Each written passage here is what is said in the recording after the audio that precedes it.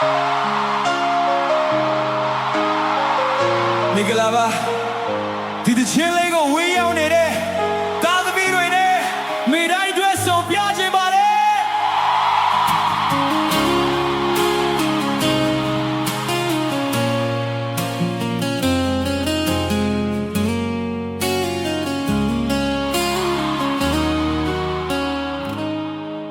ညတိုင်းကောင်းကင်ကိုချီရင်အမေတန်တို့တရားနေတယ်အဝေးမျိုးမှာတယောက်တည်းဘဝကိုရောကနေပြပန်းနေတဲ့အတိုင်းမှာအမေစကားတွေချရောမိတယ်ငယ်ဘဝတုန်းကလက်ကိုတွေ့ပြီးလမ်းလျှောက်ခဲ့တဲ့နေ့တွေအခုတော့အိမ်မလို့ပဲပြန်မရနိုင်တော့ဘူးအမေ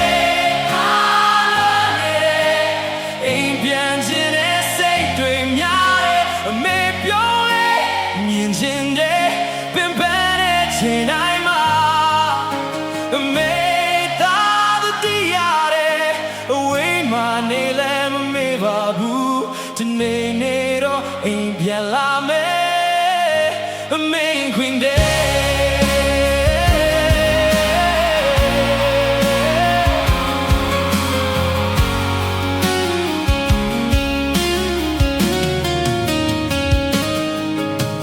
ဖုန်းတွေကအသံလေးရေတွေဝဲလာတယ်စားပြီးပြီလားဆိုတဲ့စကားလေးကနှလုံးသားကိုနှွေးစေတယ်အမေမေတ္တာကဒီကဘာမှာဘယ်ရနဲ့မှမတူဘူးဘလောက်ဝေးဝေးသွားသွားသားရဲ့နှလုံးမှာအမြဲရှိတယ်အမေနာလိုက်အိမ်ပြန်ခြင်းနဲ့စိတ်တွေအမေပြောလေမြင်ခြင်းနဲ့ပြပန်းတဲ့ချိန်တိုင်းမှာ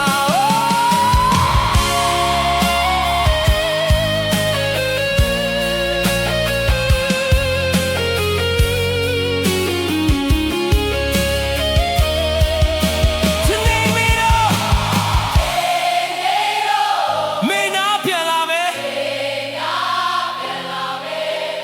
သားရဲ့နှလုံးသားထဲမှာ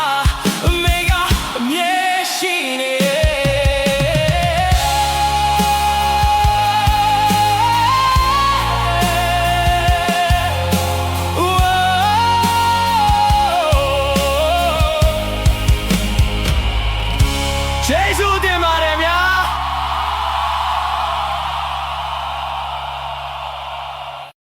အားလုံးမင်္ဂလာပါကျွန်တော်ရဲ့သချင်း